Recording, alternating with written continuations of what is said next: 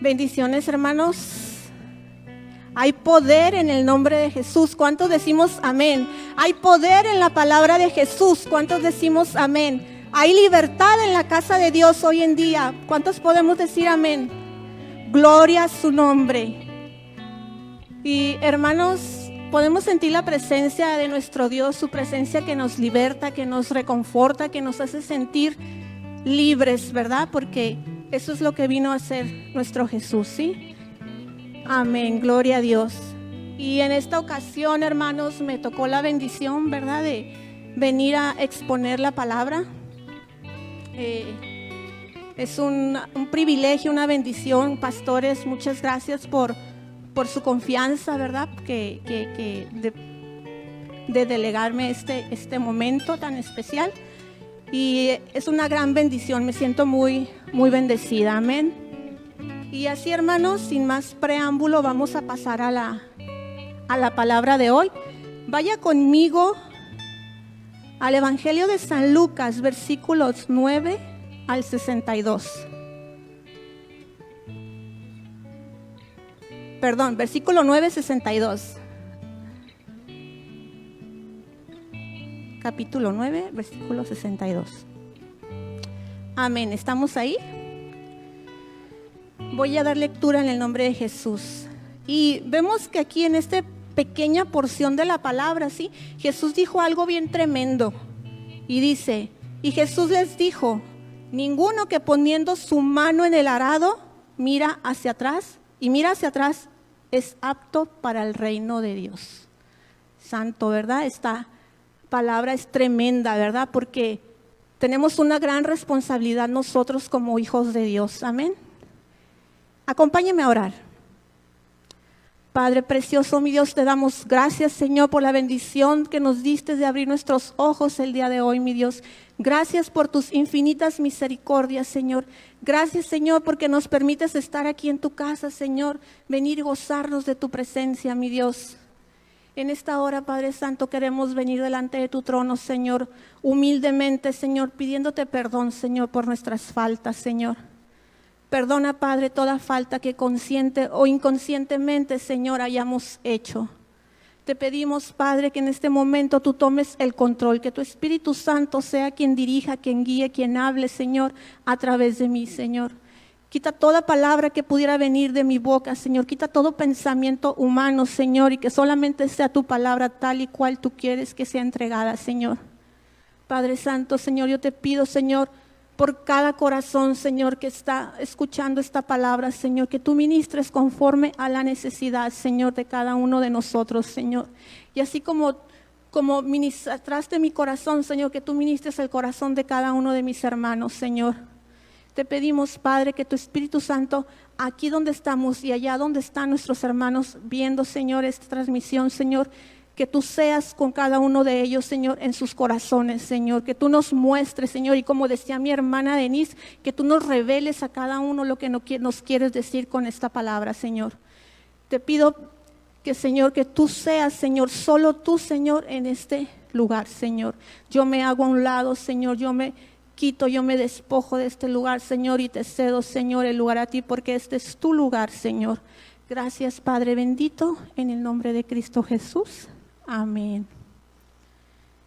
Sí, como vemos, ¿verdad? Esta palabra, Señor, esta palabra, hermanos, tiene como único propósito este mensaje una sola cosa, hermanos. Pueden sentarse, por favor, tomar sus asientos. Sí, y el único propósito de este mensaje es que nos quedemos con el compromiso serio de no volver atrás, ¿sí? De seguir al Señor con todo nuestro corazón, con toda nuestra mente y con toda nuestra alma, ¿sí? Y que pase lo que pase, ¿sí? En nuestra vida, no volver atrás, no volver a lo que éramos antes, ¿sí? Y se preguntarán, ¿y por qué alguien querría volver atrás después de conocer la gloria de Dios, después de haber probado el amor del Señor? Pero sí los hay, hermanos, todos sabemos que sí pasa, ¿sí? Y volvemos a las antiguas prácticas. Por ejemplo, cuando vamos a un congreso, ¿verdad? Y vaya, vamos bien gozosos, ¿verdad? Y vamos, y ya cuando llegamos del congreso venimos llenos del fuego del Espíritu, ¿verdad? Venimos llenos y decimos, ahora sí voy a seguir al Señor, ahora sí voy a hacer todo para Cristo, Señor, ahora sí voy a dejar de hacer esto y lo otro, ¿verdad? Y estamos así como 3 días bien llenos, con toda la euforia, llenos del Espíritu, del fuego, ¿verdad?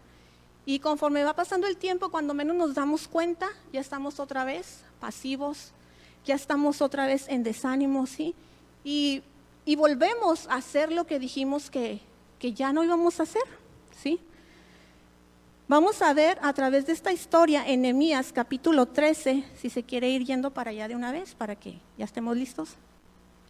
Vamos a ver cómo un pueblo que reconstruyó sus muros, que estaban totalmente devastados y arruinados, y vivieron después de eso un hermoso avivamiento, una hermosa presencia del Señor, ¿sí?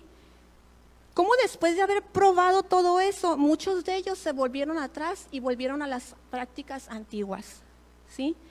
Y eso nos hace pensar que no importa cómo empecemos nuestro caminar con Dios, sino qué tan lejos lleguemos, ¿sí? Y eso nos pone a meditar también que no es tan importante lo rápido que corras, ¿verdad? Sino qué tan lejos lleguemos. Amén.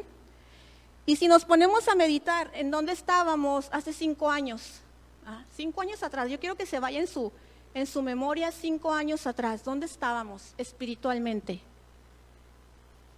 Y ahora enfóquese dónde estamos ahora, dónde está ahora. ¿Hemos dado un paso atrás o hemos dado paso al frente? ¿Sí? Mi oración ferviente da que yo oro al Señor, que ninguno retrocedamos, ¿sí? Que ninguno demos ningún paso atrás, ¿sí? Pero tampoco oro porque no nos quedemos en el mismo lugar, porque no es sano, ¿verdad? Y Dios quiere que seamos como la aurora, así que va de aumento en aumento hasta llegar al día perfecto. Eso es lo que el Señor quiere para nosotros, ¿sí? Y hoy vamos a ver, a través de la historia de Nehemías, vamos a ver 3 cosas. Vamos a ir en una forma muy sencilla viendo esta historia, ¿sí? Y en esta historia vamos a ver 3 cosas que el pueblo de Dios descuidó y los llevó a retroceder. A retroceder es tanto su convicción que volvieron a ser lo que eran antes, después de haber probado ese hermoso avivamiento, ¿sí? Amén. Acompáñenme por favor allí en Nehemías capítulo 13, versos del 1 al 11. Y voy a dar lectura. Y dice, aquel día se leyó el libro de Moisés, oyendo el pueblo, y fue hallado escrito que los amonitas y los moabitas no deberían entrar jamás en la congregación de Dios. Y por cuanto no salieron a recibir a los hijos de Israel con pan y agua, sino que dieron dinero a Balaam para que los maldijera, mas nuestro Dios volvió su maldición en bendición. Cuando ellos oyeron pues la ley, separaron de Israel a todos los mezclados con extranjeros.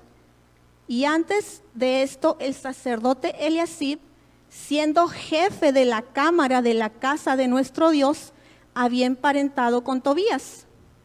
Y le había hecho una gran cámara en la cual guardaban antes las ofrendas, el incienso, los utensilios, el diezmo, el grano, el vino y el aceite que estaban mandado dar a los levitas, a los cantores, a los porteros y las ofrendas de los sacerdotes.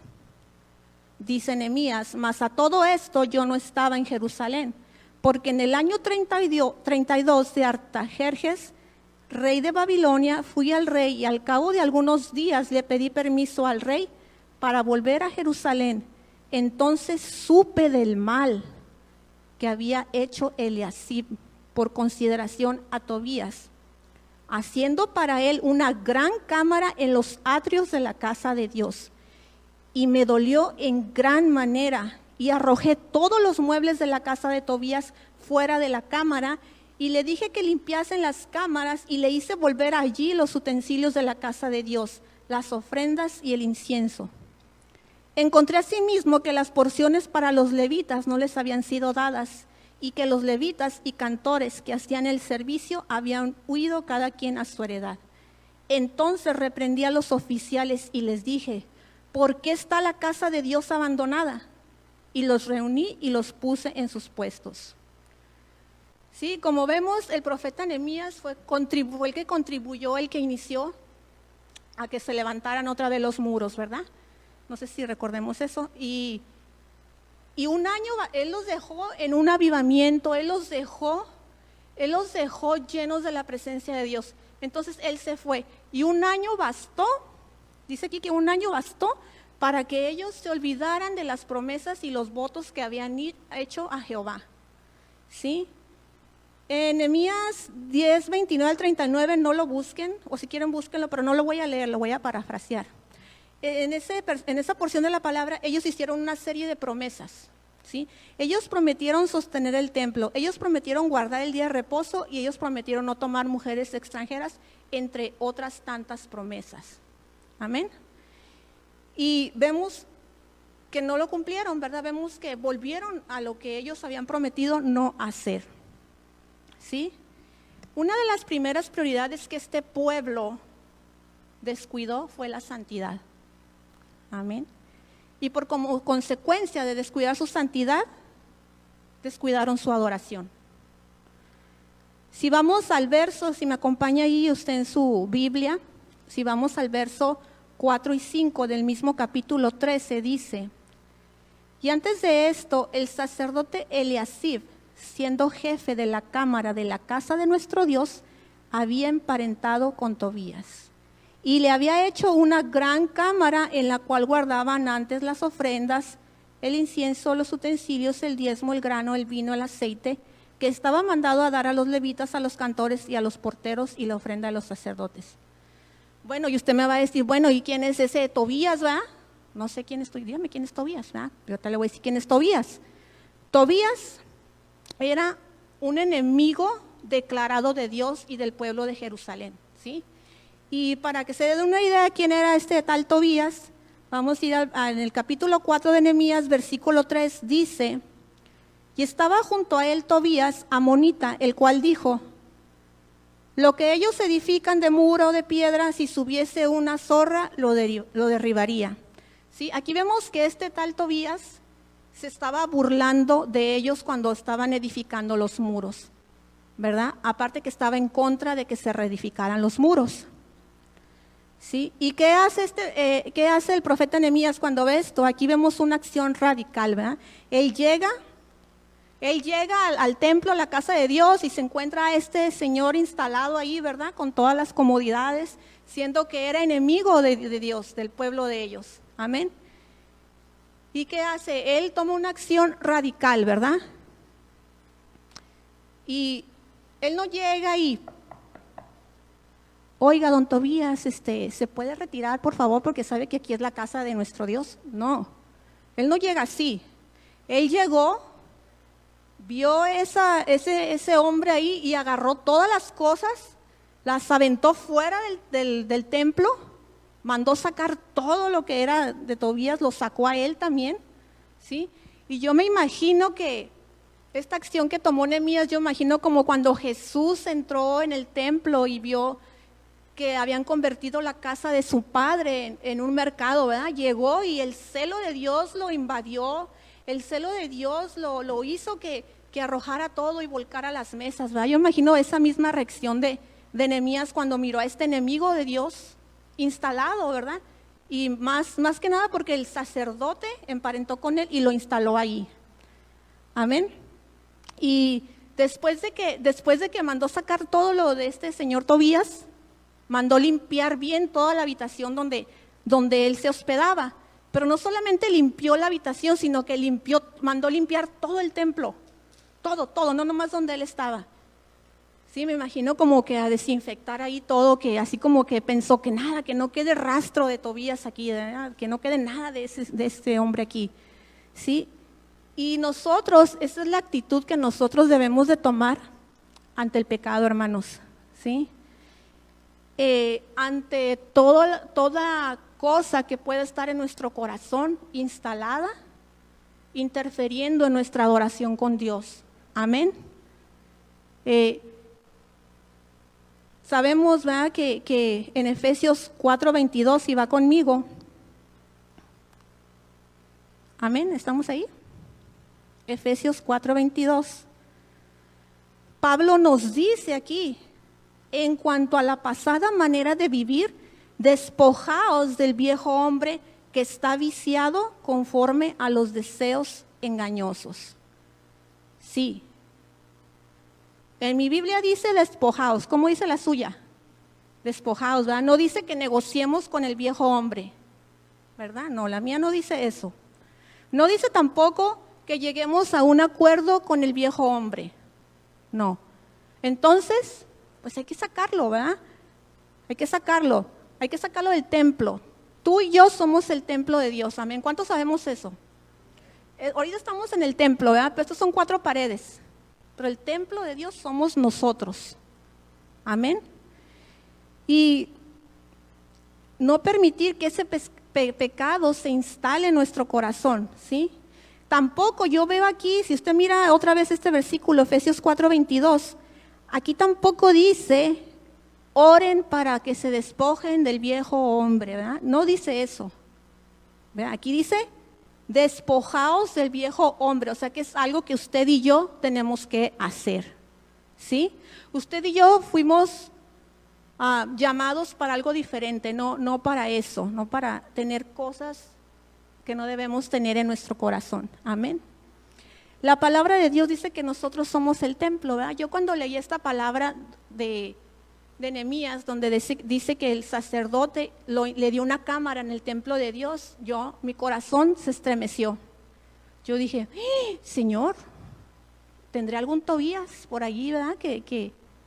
Tendré algún Tobías hospedado en mi corazón, ¿verdad? Y me puse me estremeció esa palabra en mi corazón que dije, Santo Señor, pues ¿qué me estás diciendo? Y empecé yo a pensar, ¿verdad? Y dije, ¿cuál es mi Tobías, Señor? Muéstrame mi Tobías, ¿verdad? Y yo te pregunto ahora, ¿tienes algún Tobías instalado en tu corazón? ¿Sí? Un Tobías es algo que te impide, que interfiere en tu relación con Dios, en tu adoración a Dios. Amén. Puede ser un mal hábito, puede ser una experiencia, puede ser una relación, puede ser la falta de perdón también, ¿verdad? La falta de perdón hacia alguien o hacia ti mismo también. Algo que tú sabes que Dios te dice que no puedes tener. Amén. Entonces, ¿qué hay que hacer con eso? Despojarnos de eso, sacarnos eso de nuestro corazón, porque si nosotros damos un lugar, ¿verdad? No le vamos a decir Tobías porque estamos hablando de Tobías. Si nosotros le damos un lugar para relacionarnos con la historia, si nosotros le damos un lugar a Tobías en nuestro corazón, eso va a interferir en nuestra adoración, en nuestra relación con Dios y en nuestro crecimiento espiritual. Amén. La segunda prioridad que descuidó este pueblo fue el guardar el día de reposo, ¿verdad? Gloria a Dios, ¿verdad? Por los que estamos aquí, que nos estamos dando cita de venir a la casa de Dios, ¿verdad? Porque es un mandamiento.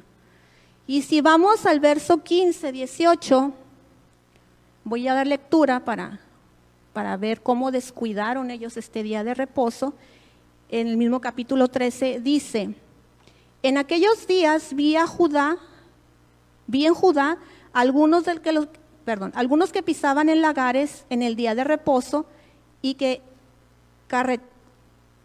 acarreaban haces y cargaban asnos con vino y también de uva, de higos y toda suerte de carga.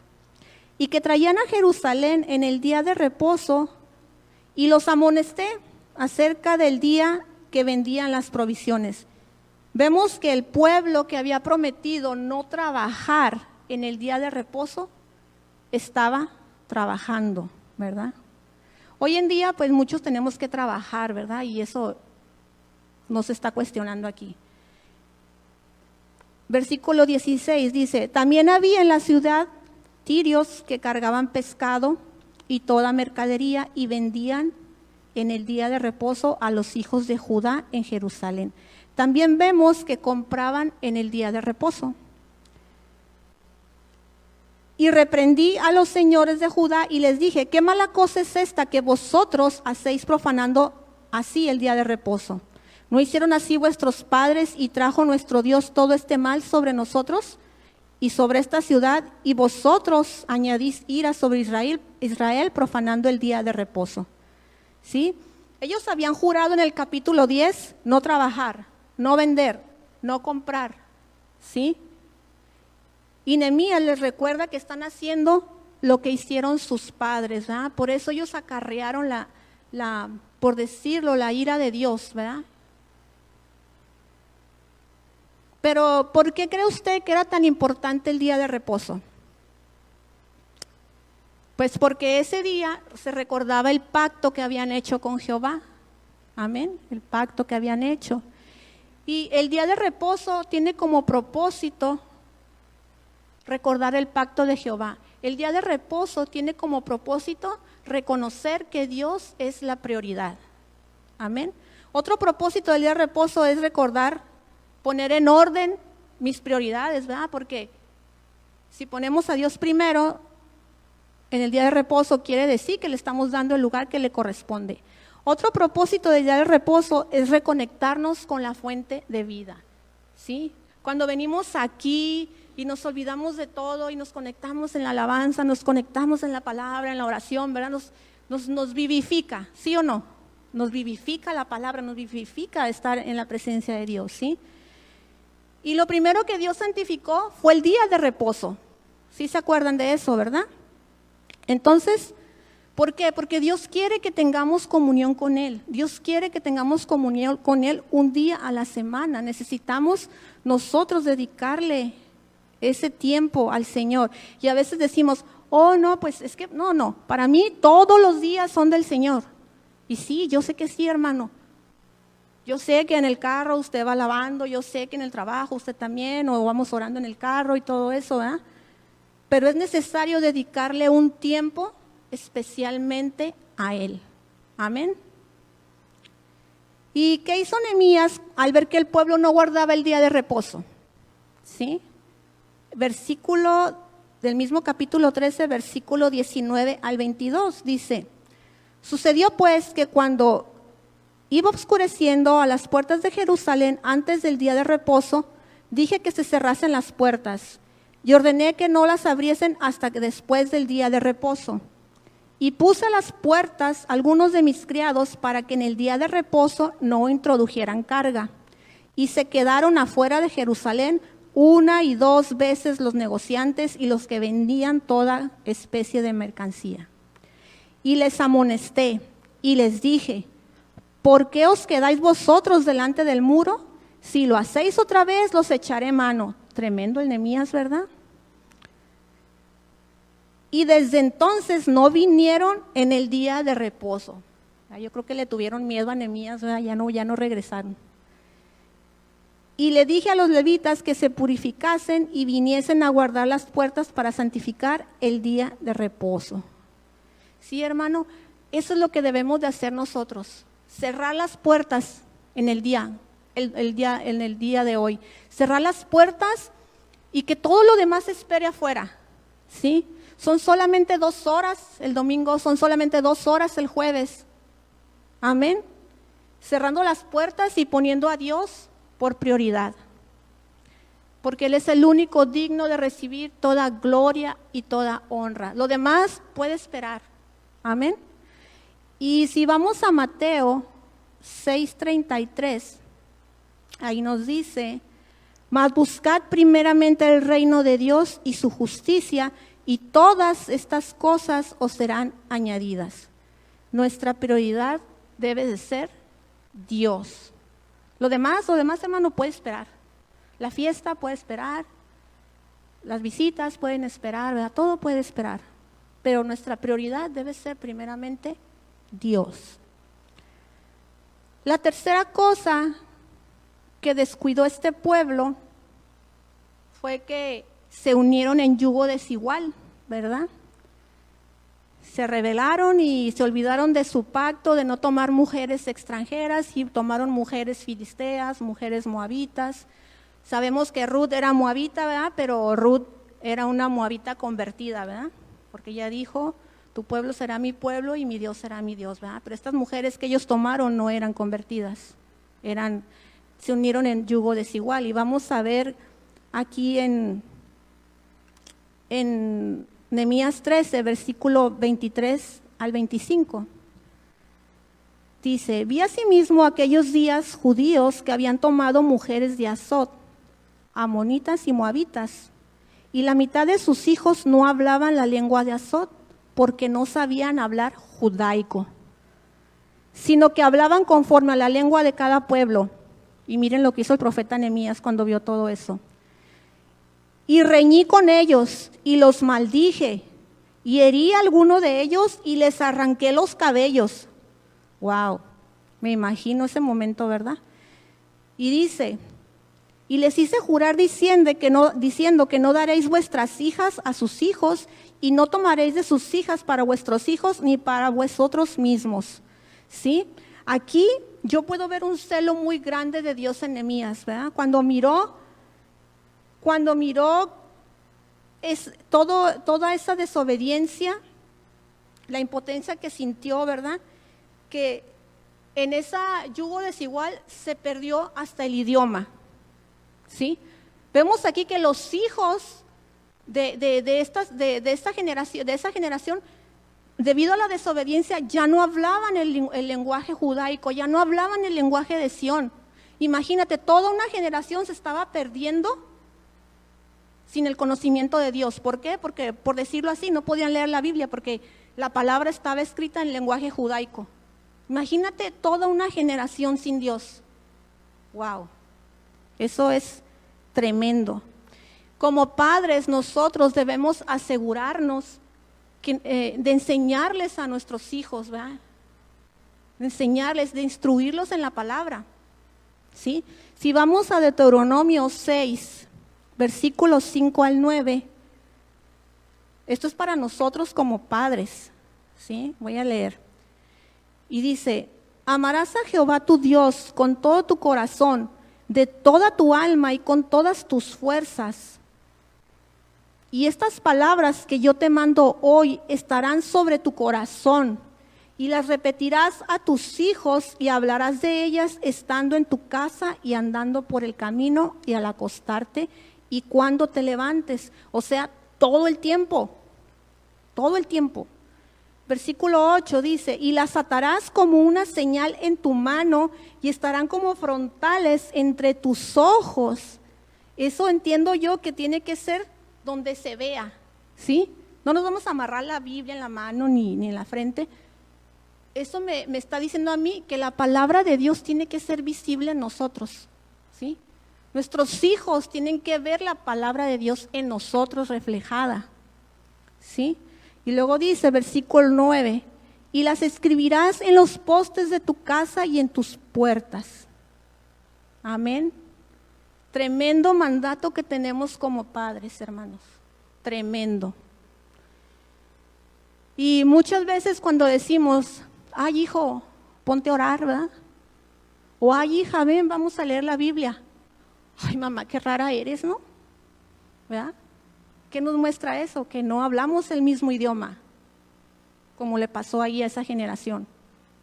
Perdieron el idioma y esa generación se estaba perdiendo sin el conocimiento de Dios. Esto es algo tremendo, es algo tremendo.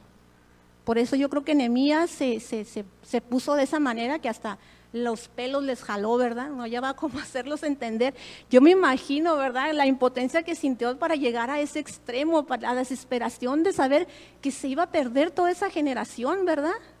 O sea, wow, me encanta Nehemías, ¿verdad?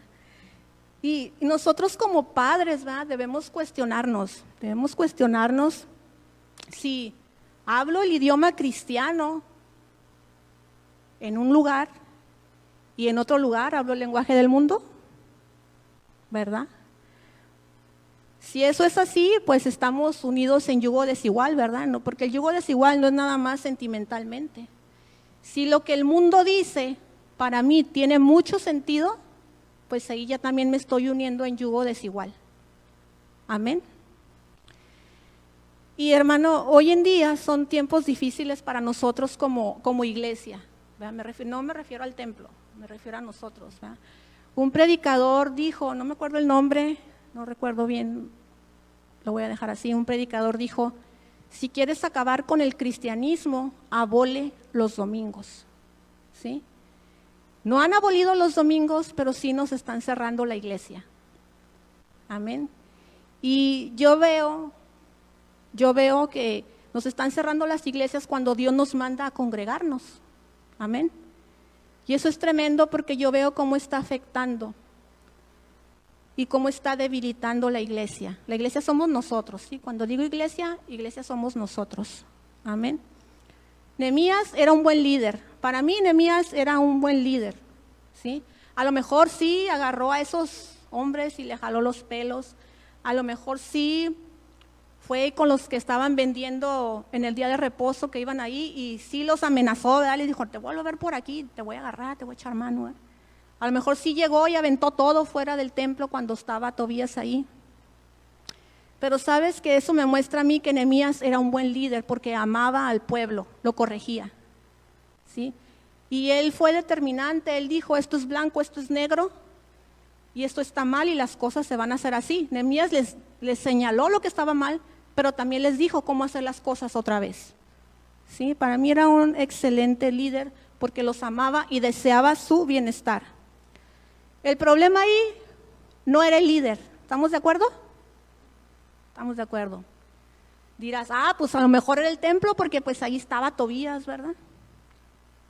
Pero el problema no era el templo ahí estaba, era un templo hermoso que ellos habían construido. Amén.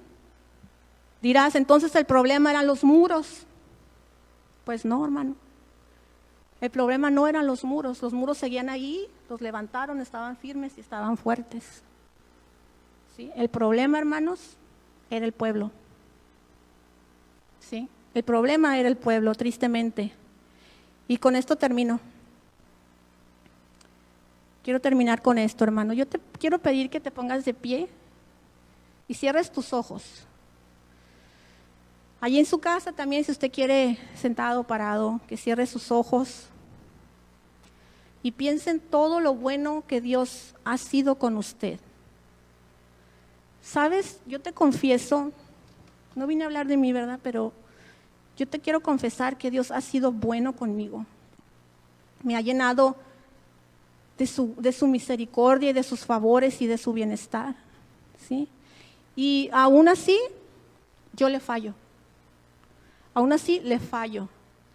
¿Sabes? A veces yo me esfuerzo día a día por tratar de agradar a Dios, ¿verdad? Por tratar de decir, Señor, ahora sí lo voy a hacer mejor. Y Señor, ayúdame ahora a ser mejor que ayer. Y hay días en los que siento yo, al llegar la noche, ¿verdad? Que estoy ahí en la presencia del Señor y me empiezo yo a autoanalizar en lo que fue mi día. Y hay días que me siento satisfecha y digo, wow, Señor, pues ahora no me enojé, ahora no me quejé, ahora anduve contenta, ahora esto. Y me empiezo yo a autocalificar, ¿verdad? Y empiezo a ver que lo hice bien.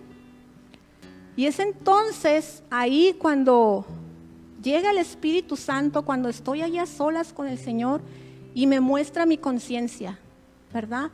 Me muestra mi conciencia y al ver yo mi conciencia, cuando el Espíritu Santo me la muestra, no puedo hacer más que humillarme y reconocer que necesito más de Dios, ¿sí?